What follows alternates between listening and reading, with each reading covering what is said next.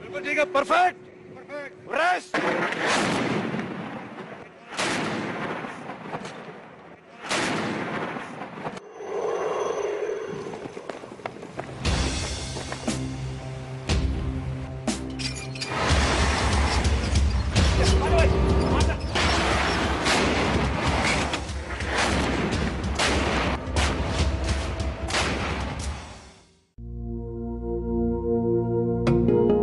കാർഗിൽ എന്ന മനോഹര പ്രദേശത്തെ രാജ്യത്തിന് പരിചയപ്പെടുത്തിയത് 1999 ഇന്ത്യ പാകിസ്ഥാൻ യുദ്ധമാണ്. ദ്രാസും തെലോലിംഗും ടൈഗർ കുന്നുകളുമൊക്കെയായിരുന്നു യഥാർത്ഥ യുദ്ധമേഖല. പക്ഷേ ജില്ലാ ആസ്ഥാനമായ കാർഗിൽ യുദ്ധത്തിന്റെ വിശേഷണമായി.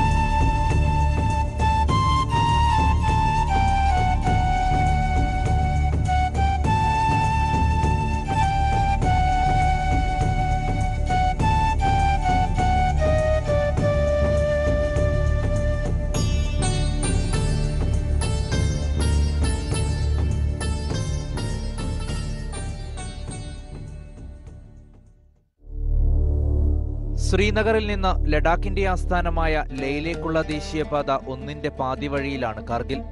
ലേ ജില്ല വിഭജിച്ച് കാർഗിൽ രൂപീകരിക്കുന്നത് 1979-ലാണ്.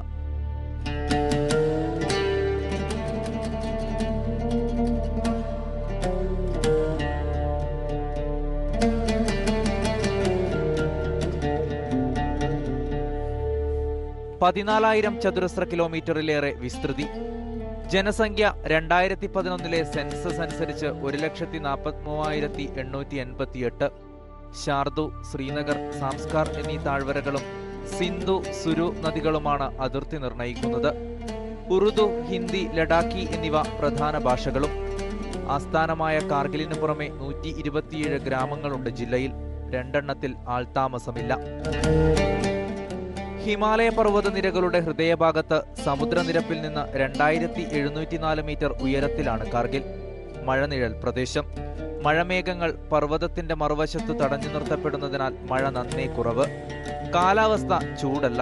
ഒരേ ദിവസം തന്നെ ചൂടും തണുപ്പും മാറി മാറി അനുഭവപ്പെടും.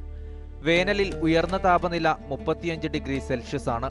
പാറക്കെട്ടുകളും വരണ്ട കാലാവസ്ഥയും കനത്ത മഞ്ഞും കാരണം കാർഗിലിലെ മിക്ക ഭാഗത്തും സസ്യജാലങ്ങൾ വളരെ കുറവാണ്.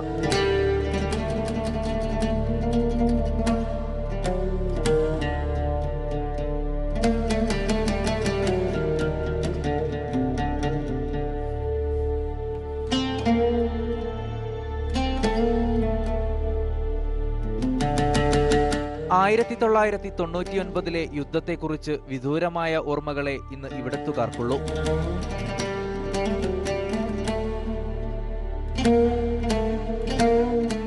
കച്ചവടം സജീവമാണ്. വിനോദസഞ്ചാര സാധ്യത ഉപയോഗപ്പെടുത്താനുള്ള ശ്രമങ്ങളും.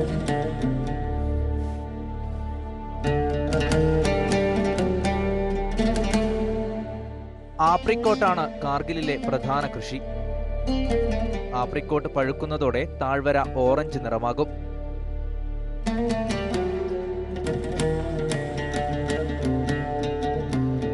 ബാർലി, ഗോതം, നിലക്കടല തുടങ്ങിയവയും ഇവിടെ കൃഷി ചെയ്യുന്നുണ്ട്.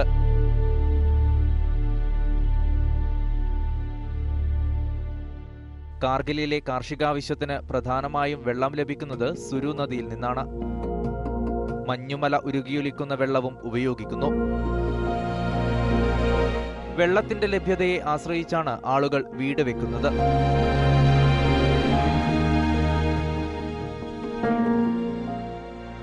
പാകിസ്ഥാൻ സൈന്യത്തിന്റെ സാധാരണ ഷെല്ലുകളുടെ പോലും പ്രഹരപരിധിയിലാണ് ഈ പട്ടണം.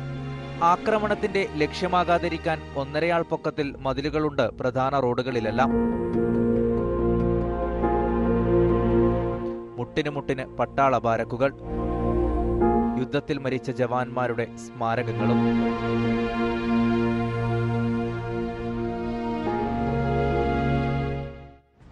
ആയിരത്തി 1999 ഇന്ത്യയുടെ സൈനിക ചരിത്രത്തിലെ ഏറ്റവും വിലപിടിച്ച ഏറ്റുമുട്ടലുകളിലൂടെയാണ് കാർഗിൽ, ദ്രാസ്, ബറ്റാലിക് സെക്ടറുകളിൽ നിന്ന് പാക് സൈന്യത്തെ തുരത്തിയത്. ഇന്നും വെളിപ്പാടകലെ ആ സൈന്യത്തിന്റെ സാന്നിധ്യമുണ്ട്. എന്നിട്ടും സ്വച്ഛമാണ് കാർഗിൽ. ആക്രമണവും ഭീകരതയും ഏറ്റുമുട്ടലും മരണങ്ങളും നിത്യജീവിതത്തിന്റെ ഭാഗമായ കാശ്മീരിൽ നിന്ന് തികച്ചും വ്യത്യസ്തം. കാശ്മീർ താഴ്വരയുടെ രാഷ്ട്രീയവും ഭൂമിശാസ്ത്രപരവുമായ വ്യത്യസ്തത ഉൾക്കൊണ്ട് തന്നെ ജീവിതം മുന്നോട്ട് നയിക്കുന്ന ജനത.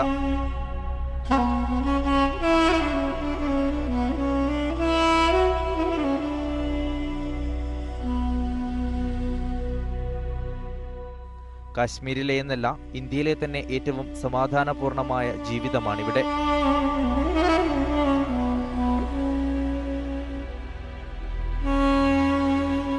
ജവാന്മാരുടെ സ്മൃതി മണ്ഡപങ്ങൾ മാത്രമാണ് യുദ്ധത്തിന്റെ അടയാളമായി ശേഷിക്കുന്നത്. In 1999, there was Pakistan in the India war. So Kargil was known about only due to the war. But Kargil is a unique place. You find it, it is a very secular one. Here we are, 10% here, 90% of Muslim and 10% of Buddhist. We are living like brothers. There's no communal tension at all. We are respect their feelings. They are respecting our feelings. So we are Buddhist and Muslim are very cordial relation with them. തന്ത്രപ്രധാന മേഖലയായതിനാൽ ഇവിടെ തദ്ദേശീയരേക്കാൾ കൂടുതൽ സൈനികരാണ്. എതിരാളിക്ക് മനസ്സിലാവാത്ത ഭാഷ സംസാരിക്കുന്നവർ എന്ന നിലയ്ക്ക് മലയാളി സൈനികരെയാണ് ഇവിടെ കൂടുതൽ വിന്യസിച്ചിട്ടുള്ളത്.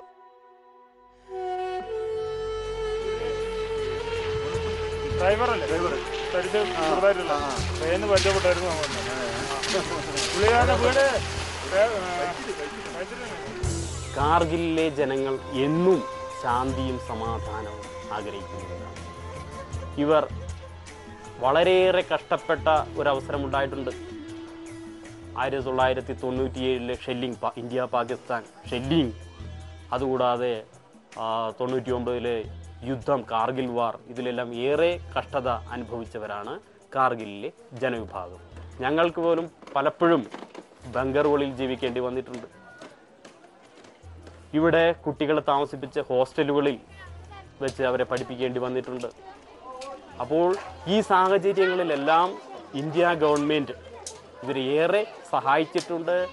ഇന്നും വളരെയേറെ സഹായിക്കുന്നു ബങ്കറുകൾ ഉണ്ടാക്കാനും, അതുപോലെയുള്ള കുട്ടികളുടെ വിദ്യാഭ്യാസ സൗകര്യങ്ങൾക്കും ഹജ്ജിന് പോകാനുള്ള സൗകര്യങ്ങളും എല്ലാ സൗകര്യങ്ങളും നൽകുന്ന ഒരു ഗവൺമെൻറ് എന്ന നിലയിൽ ഇവർ നമ്മുടെ ഗവൺമെൻറ്റിനെ ഏറെ സ്നേഹിക്കുന്നു.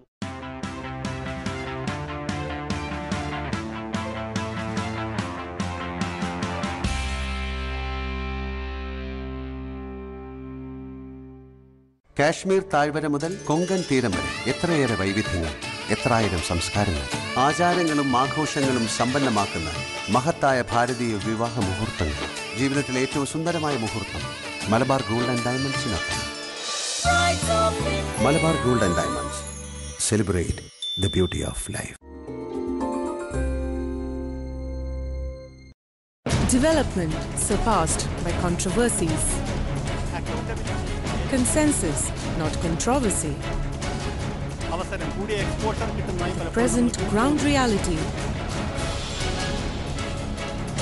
and signboard for future Kerala Summit. പതിവ് ചാനൽ ചർച്ചകളിലെ അർത്ഥശൂന്യമായ വാഗ്വാദങ്ങളില്ല, നിറം പിടിപ്പിച്ച നുണകളില്ല, വ്യക്തിഹത്യകളില്ല. മലയാള ടെലിവിഷൻ ചരിത്രത്തിൽ പുതിയൊരു സംവാദ രീതിക്ക് തുടക്കം കുറിക്കുകയാണ് കേരള സമ്മിറ്റ്.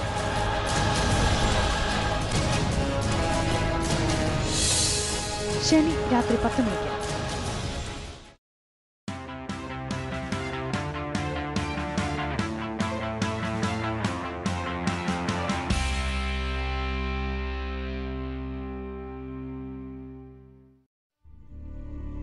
ഭൂമിശാസ്ത്രപരമായി ഏറെ പ്രത്യേകതകളുണ്ട് കാർഗിലിന്. കാഴ്ചയ്ക്ക് മനോഹരമാണിവയെങ്കിലും അത് തദ്ദേശവാസികൾക്ക് ചിലപ്പോഴെങ്കിലും ബുദ്ധിമുട്ടുകൾ സൃഷ്ടിക്കുന്നു. മഞ്ഞുവീഴ്ച മൂലം വർഷത്തിൽ പാതി അടച്ചിടുന്ന പാതകൾ, ഉയർന്ന പ്രദേശങ്ങളിൽ ജീവവായുവിന്റെ കുറവ് മൂലമുണ്ടാകുന്ന പ്രശ്നങ്ങൾ, അങ്ങനെ പലതും കാർഗിൽ ജനതയുടെ ബുദ്ധിമുട്ടുകളാകുന്നു. കാർഗിലിൽ നിന്ന് ലേയിലേക്കുള്ള വഴിയിലാണ് ഗുരുത്വാകർഷണ ബലം കൂടുതൽ അനുഭവപ്പെടുന്ന മാഗ്നറ്റിക് ഹിൽസ് അഥവാ കാന്തമല. ഭൂമി അതിൻ്റെ കേന്ദ്രത്തിലേക്ക് എല്ലാ വസ്തുക്കളെയും ആകർഷിക്കുന്നു എന്നത് നാം വിദ്യാലയങ്ങളിൽ പഠിച്ച പ്രാഥമികമായ ഒരു ശാസ്ത്ര തത്വമാണ്. പക്ഷേ ഇവിടെ ഭൂഗുരുത്വാകർഷണ ബലം അതിൻ്റെ ഏറ്റവും ശക്തിയായ അളവിലാണ് അനുഭവപ്പെടുന്നത്. വാഹനങ്ങൾക്ക് സഞ്ചരിക്കാനും പ്രയാസമുണ്ട്, ആളുകൾക്ക് നടന്നു പോകാനും പ്രയാസമുണ്ട്. ഈവൻ ഈ കിടക്കുന്ന ഇരുമ്പ് കഷ്ണം ഇവിടുന്ന് പൊക്കിയെടുക്കണമെങ്കിൽ പോലും നാം ഒരു കാന്തത്തിൽ നിന്ന് പറിച്ചെടുക്കുന്ന അത്രയും ബലം പ്രയോഗിക്കേണ്ടി വരികയാണ് ഈ പ്രദേശത്ത്. ഇതിനെ കാന്തമല എന്നാണ് ഇവിടെ അറിയപ്പെടുന്നത്. പുറകോട്ടെടുക്കുന്ന വാഹനത്തിന്റെ ദിശ ഡ്രൈവർക്ക് നിയന്ത്രിക്കാനാവാത്ത വിധം ശക്തമാണ് ഗുരുത്വാകർഷണ ബലം. നിർത്തിയ വാഹനം മുന്നോട്ടെടുക്കുമ്പോഴും ഡ്രൈവർക്ക് പതിവിൽ കൂടുതൽ ആക്സിലേറ്റർ ഉപയോഗിക്കേണ്ടി വരുന്നു. കാർഗിലിൽ നിന്ന് ഫതുല ചുരം വഴി മുകളിലേക്ക് കയറും തോറും ഭൂപ്രകൃതിയുടെ ആകാരവും ഘടനയുമൊക്കെ മാറിമറിയുന്നു. സമുദ്രനിരപ്പിൽ നിന്ന് 13,478 അടി ഉയരത്തിലാണ് ഫതുല.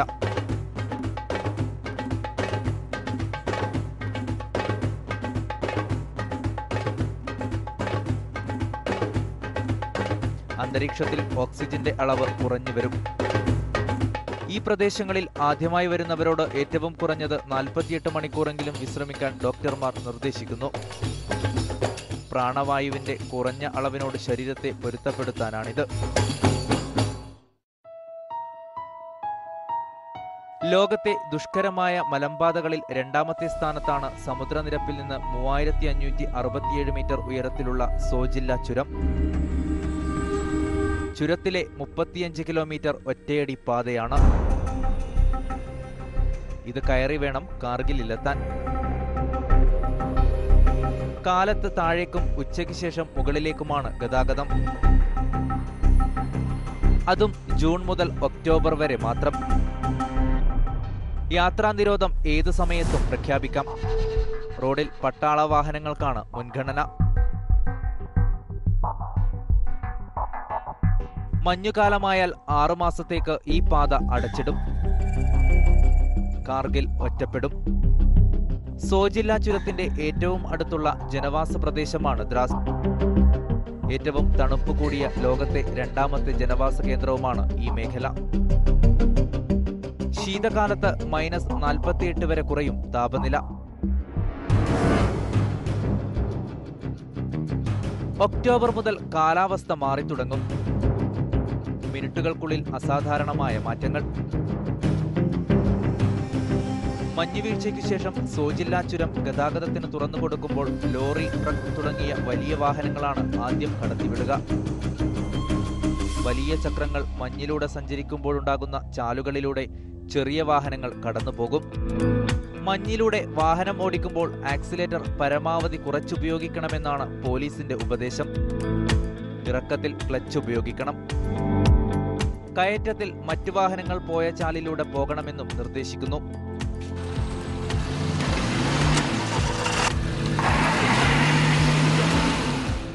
വാഹനത്തിന്റെ പിൻഭാഗം വേറൊരു ദിശയിലേക്ക് തെന്നിമാറാതിരിക്കാനാണ് ഇത്.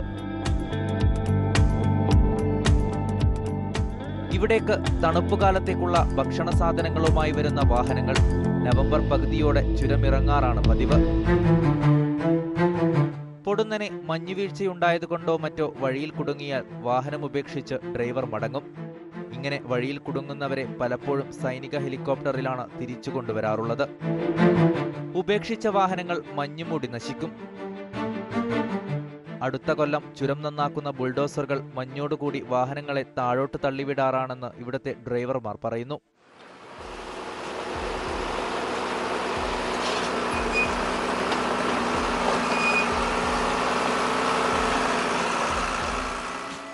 When snowfall occurs, then the road is closed, totally closed. It is to remain for the 6 months. Then we have to face a lot of things over there. No? There is no communication. There is no air link also. Leh is connected, well connected with air service with Delhi, Jammu, Srinagar, but Kargil is not related. It is the efforts of the Indian Air Force. We are very thankful to the Indian Air Force and the Army.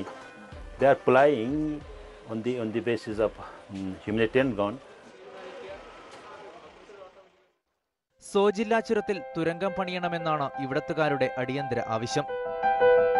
കേന്ദ്ര സർക്കാരിന് മുമ്പാകെ പദ്ധതി സമർപ്പിച്ചു. സാങ്കേതിക പഠനം പൂർത്തിയാക്കി report നൽകിയിട്ടുണ്ട് Ladakh autonomous council. അതിർത്തി പ്രദേശങ്ങളിലെ ജനങ്ങളുടെ ഉന്നമനത്തിനായി 1995 Ladakh Autonomous Hill Development Council രൂപീകൃതമാകുന്നത്. 2003 ജമ്മു കാശ്മീർ മുഖ്യമന്ത്രിയായിരുന്ന മുഫ്തി മുഹമ്മദ് സയ്യിദ് പ്രത്യേക താൽപര്യമെടുത്ത് കാർഗിലിനെയും ഇതിന്റെ പരിധിയിൽ കൊണ്ടുവന്നു. 30 അംഗ കൗൺസിലിൽ 26 പേർ തെരഞ്ഞെടുക്കപ്പെടുന്നവരാണ്. ബാക്കിയുള്ളവരെ സ്ത്രീകളിൽ നിന്നും പ്രധാന ന്യൂനപക്ഷ വിഭാഗത്തിൽ നിന്നും നാമനിർദ്ദേശം ചെയ്യുന്നു. ജില്ലാ ഭരണകൂടത്തിന്റെ വികസന പ്രവർത്തനങ്ങളിൽ സുതാര്യത ഉറപ്പുവരുത്തുകയാണ് ഹിൽ ഡെവലപ്മെന്റ് കൗൺസിൽ ചെയ്യുന്നത്. इनको सबसे ज़्यादा तो टनल होना चाहिए और एयरपोर्ट होना चाहिए, बहुत ज़रूरी है. जहाज अभी हवाई जहाज़, हेलीकॉप्टर से तो क्या होगा, आदमी कम आते हैं, बीमार वालों को बड़ा मुश्किल हो जाता है. जो बीमार होता है उसके लिए 6 महीना यहाँ बेमौत मरता है. വിമാനമാർഗം കാർഗിലിൽ എത്തുക ബുദ്ധിമുട്ടായിരുന്നു നേരത്തെ. ലഡാക്കിന്റെ ആസ്ഥാനമായ ലേയിലേക്കുള്ള ആഭ്യന്തര വിമാന സർവീസായിരുന്നു ആശ്രയം. അതുകൊണ്ട് തന്നെ വിനോദസഞ്ചാരികളാണ് പ്രധാനമായും ഉപയോഗിച്ചിരുന്നത്. കാശ്മീരിലെ കാലാവസ്ഥ പ്രവചനാതീതമായതിനാൽ ഈ സർവീസുകളുടെ താളം പലപ്പോഴും തെറ്റും. കാർഗിലിലെ വിമാനത്താവളത്തിൽ നിന്ന് യാത്രാവിമാനങ്ങളുടെ സർവീസ് 2013 ജനുവരിയിൽ ആരംഭിച്ചു. ഇത് പ്രദേശവാസികൾക്ക് ചെറിയ ആശ്വാസം നൽകുന്നു. കാർഗിലിൽ 2003 വിമാനത്താവളം പൂർത്തിയായി. പക്ഷേ ഇത് വ്യോമസേനയുടെ പൂർണ്ണ നിയന്ത്രണത്തിലായിരുന്നു. ഇവിടെ നിന്ന് യാത്രാവിമാനങ്ങളുടെ സർവീസ് ആരംഭിക്കാൻ തീരുമാനിച്ചത് അടുത്തിടെ മാത്രം. അന്താരാഷ്ട്ര അതിർത്തിയിൽ നിന്ന് 9 കിലോമീറ്റർ മാത്രം അകലെയാണ് വിമാനത്താവളം. സമുദ്രനിരപ്പിൽ നിന്ന് 9600 അടി ഉയരത്തിൽ. തീർത്തും തന്ത്രപ്രധാനമായ ഒരിടം. അത് പരിഗണിച്ചാണ് വിമാനത്താവളം പൂർണ്ണമായും വ്യോമസേനയുടെ നിയന്ത്രണത്തിലാക്കിയത്. യാത്രാവിമാനങ്ങളുടെ സർവീസ് ആരംഭിച്ചുവെങ്കിലും തുടക്കത്തിൽ ചെറുവിമാനങ്ങളാകും ഇവിടെ നിന്ന് പറക്കുക. എങ്കിലും അടിയന്തരാവശ്യങ്ങൾക്ക് പുറം ലോകത്തേക്കെത്താൻ സൗകര്യം വേണമെന്ന കാർഗിൽ സ്വദേശികളുടെ നിരന്തര ആവശ്യത്തിന് ഇതിലൂടെ പരിഹാരമുണ്ടാകുന്നു.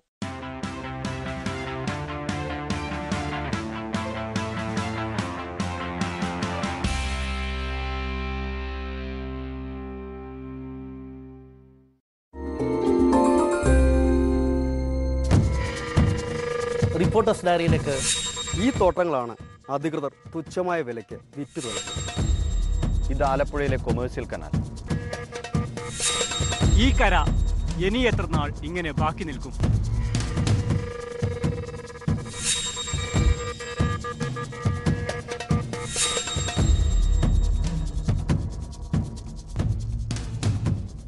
റിപ്പോർട്ടേഴ്സ് ഡയറി നാളെ രാത്രി 10-ന്.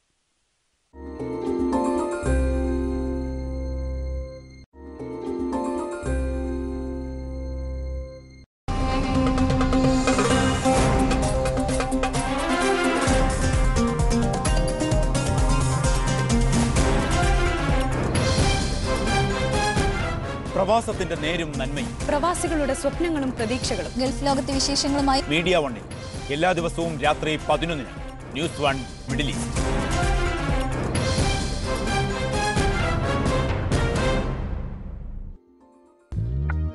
Gulf News brought to you by Skyline Builders. Skyline, the address says it all. In association with Mr. Lights. Mr. Lights Mars Rover.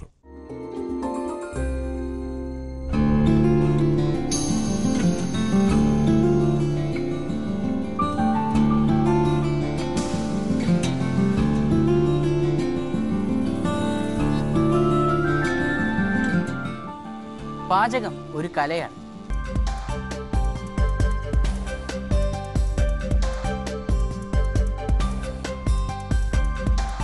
ഇന്ന് നമുക്ക് പച്ചമുളകിൽ സോയാബീൻ കൊണ്ടുള്ള ഐറ്റം ആയാലോ?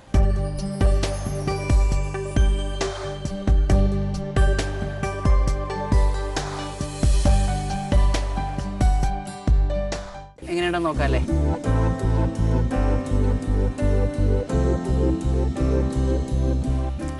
Super. Until then, it's Praveen Prem signing off from Pachamulagu.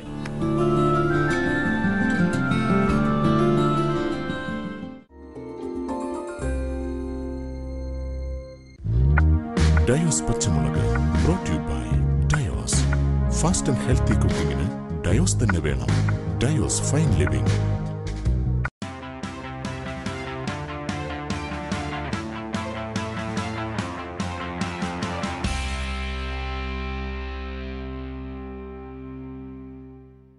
Kashmir താഴ്വരയിൽ വിനോദസഞ്ചാര വ്യവസായം വികസിക്കുന്നത് കാർഗിലിനെയും അഭിവൃദ്ധിപ്പെടുത്തുന്നുണ്ട്.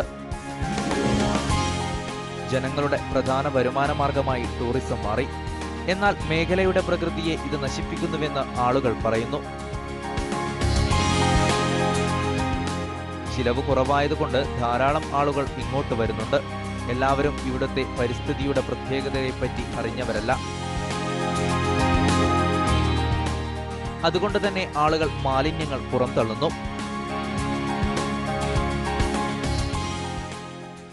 I think today there's a big debate going on in Ladakh that what sort of a tourism you need after all. What is one which is sustainable, one which is less damaging. So they are not supposed to come and mess it up here. We are not going to let it happen like Himachal and Manali and all that. We are not that stupid people. We also know how to take things in our hand. Those things we will not be silent on that. വിനോദസഞ്ചാരികളെ ആകർഷിക്കുന്ന പ്രധാന കേന്ദ്രങ്ങളിലൊന്ന് ലാമയൂർ ബുദ്ധവിഹാരമാണ്. ലേ നഗരത്തിൽ നിന്ന് പടിഞ്ഞാറ് 120 kilometre ദൂരെയാണ് ബുദ്ധവിഹാരം. ഇവിടം തടാകമായിരുന്നു. 11ാം നൂറ്റാണ്ടിൽ ജീവിച്ചിരുന്ന മഹാസിദ്ധാചാര്യ നരോപ എന്ന ബുദ്ധമഹർഷി വർഷങ്ങൾ ഇവിടെ തപസ്സിരുന്ന തടാകം വഴിതിരിച്ചുവിട്ട് ബുദ്ധവിഹാരം ഉണ്ടാക്കിയെന്നാണ് ഐതിഹ്യം. യങ് ഡ്രങ് എന്ന പേരിലും ഈ വിഹാരം അറിയപ്പെടുന്നുണ്ട്.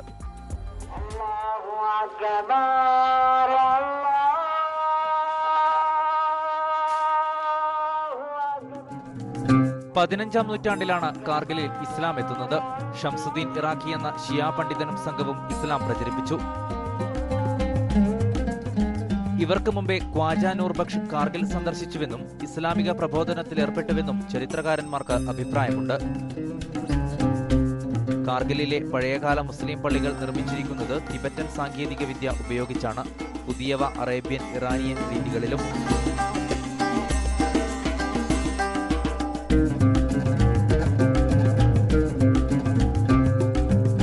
സുന്നികൾ നന്നേ കുറവാണ് കാർഗിലിൽ. ഷിയ വിഭാഗക്കാർക്കാണ് ഭൂരിപക്ഷം. ഇമാം ആയത്തുള്ള ഖുമൈനിയുടെ പേരിൽ കവലയുണ്ട് ഇവിടെ. ഷിയ നേതാക്കൾ ആഘ എന്നാണ് അറിയപ്പെടുന്നത്. അതുകൊണ്ട് തന്നെ ആഘകളുടെ നാട് എന്നും കാർഗിൽ അറിയപ്പെടുന്നു. കടുത്ത തണുപ്പവഗണിച്ചും നൂറുകണക്കിന് ആളുകളാണ് ഇമാം ഹുസൈന്റെ രക്തസാക്ഷിത്വം അനുസ്മരിക്കാൻ മുഹറം 9 കാർഗിലിൽ ഒരുമിച്ച് കൂടുന്നത്. വളരെ കുറച്ചാളുകളെ ഈ പ്രദേശങ്ങളിൽ താമസിക്കുന്നുള്ളൂ. ഇവർ പരസ്പര സ്നേഹത്തോടെയും സഹവർത്തിത്വത്തോടെയും കഴിയുന്നു. പ്രത്യേകതകളേറെയുള്ള കാർഗിലിൽ കാലാവസ്ഥയുടെ മാറ്റത്തേക്കാൾ ശ്രീനഗറിന്റെ രാഷ്ട്രീയ അസ്ഥിരതയും അതിർത്തിയിലെ മാറിമറയുന്ന സാഹചര്യങ്ങളുമാണ് ജനജീവിതത്തെ നേരിട്ട് ബാധിക്കുക.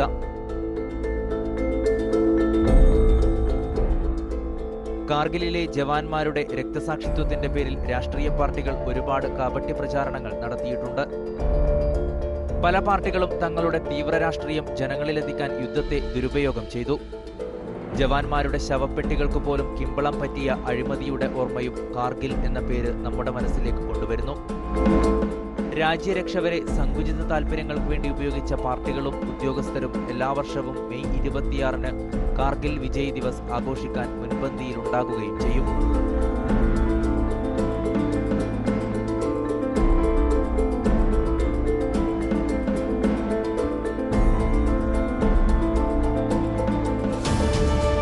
സിയാച്ചിൻ മഞ്ഞുമലകളിൽ പാകിസ്ഥാൻ സൈന്യം നുഴഞ്ഞുകയറിയെന്ന വിവരം ഇന്ത്യയുടെ മുതിർന്ന സൈനിക ഉദ്യോഗസ്ഥർ അവഗണിച്ചു. ഇതാണ് 1999 യുദ്ധത്തിന് കാരണമെന്ന് മുൻ മേജർ മനീഷ് ഭട്നഗർ വെളിപ്പെടുത്തിയിരുന്നു. ഇദ്ദേഹത്തെ പട്ടാള കോടതി വിചാരണ ചെയ്തു പുറത്താക്കി. പാകിസ്ഥാൻ സൈന്യത്തിന്റെ കടന്നുകയറ്റം സംബന്ധിച്ച വിവരം പുറത്തുവിട്ടതിന് മുതിർന്ന ഉദ്യോഗസ്ഥർ ദ്രോഹിക്കുകയായിരുന്നുവെന്നാണ് ഭട്നഗർ പറയുന്നത്. മറ്റൊരു കേസിൽ കാർഗിൽ യുദ്ധചരിത്രം തങ്ങളുടെ ഇഷ്ടത്തിനനുസരിച്ച് മാറ്റിയെഴുതിയ ഉദ്യോഗസ്ഥരെ രൂക്ഷമായാണ് ആംഡ് ഫോഴ്സ് ട്രിബ്യൂണൽ വിമർശിച്ചത്. യുദ്ധത്തിൽ ബഠാലിക് മേഖലയിലെ 70ാം കാൽപ്പടയെ നയിച്ച ബ്രിഗേഡിയർ ദേവീന്ദർ സിംഗിന്റെ പ്രകടനം മേലുദ്യോഗസ്ഥർ മോശമായി ചിത്രീകരിച്ചുവെന്ന് ട്രിബ്യൂണൽ കണ്ടെത്തി. തങ്ങളുടെ പിഴവുകൾ മറച്ചുവെക്കാൻ മുതിർന്ന ഉദ്യോഗസ്ഥർ കീഴുദ്യോഗസ്ഥരെ ബലിയാടാക്കുകയായിരുന്നു.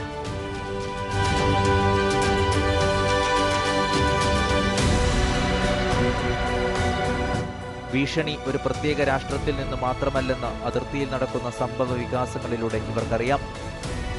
2012 ഒക്ടോബർ 16 മെയിൽ ടുഡേ വാർത്ത വിശ്വസിക്കാമെങ്കിൽ ചൈന അതിർത്തിയിലും ഇന്ത്യൻ സൈനികർ വെല്ലുവിളി നേരിടുന്നുണ്ട്. ഇന്ത്യൻ അധീന പ്രദേശങ്ങളിൽ ചൈന എന്ന് പെയിന്റ് ചെയ്യുക, അതിർത്തിയിലുള്ള സൈനികരെ തടഞ്ഞു നിർത്തി ചോദ്യം ചെയ്യുക, സൈനികരുടെ ടെന്റുകൾ പൊളിക്കുക തുടങ്ങി ഇന്ത്യയെ പ്രകോപിപ്പിക്കുന്ന കാര്യങ്ങൾ ചൈനയുടെ സൈന്യം ചെയ്തുകൊണ്ടിരിക്കുന്നുവെന്നാണ് വാർത്ത. സംഭവങ്ങൾ ഉന്നത വൃത്തങ്ങളിലേക്ക് റിപ്പോർട്ട് ചെയ്യപ്പെടുന്നുണ്ടെങ്കിലും സ്ഥിതി ആശങ്കാജനകമല്ലെന്നാണ് അവരുടെ നിലപാടെന്നും വാർത്തയിലുണ്ട്. യുദ്ധത്തിന്റെ നാശനഷ്ടങ്ങളിൽ നിന്നും കരകയറി ജീവിതം കരക്കടുപ്പിച്ച് മുന്നോട്ടു പോകുന്ന ഈ ജനതയ്ക്ക് ഇനിയൊരു യുദ്ധം താങ്ങാനാവുന്നതിലും അപ്പുറമാണ്. हम तो चाहते हैं कि पूरे यहाँ इंडिया से हमारे हर इंडिया में जितने भी स्टेट है हर जगह से यहाँ आ जाएं, करगिल को देखें, नज़दीक से देखें, करगिल के भाईचारगी से बाखबर हो जाएं, करगिल के लोगों के गुर्बत को देखें और करगिल के तरक्की को देखें, करगिल के माशी ज़िंदगी को, इनफरादी और इज्तिमाई ज़िंदगी को देखें और आपस में मिलजुल के देखें तो एक दूसरे को तारुफ हो जाएं कि वाकई कैसे लोग ज़िंदगी को कैसे ज़िंदगी गुजारना चाहिए, कैसे रहना चाहिए.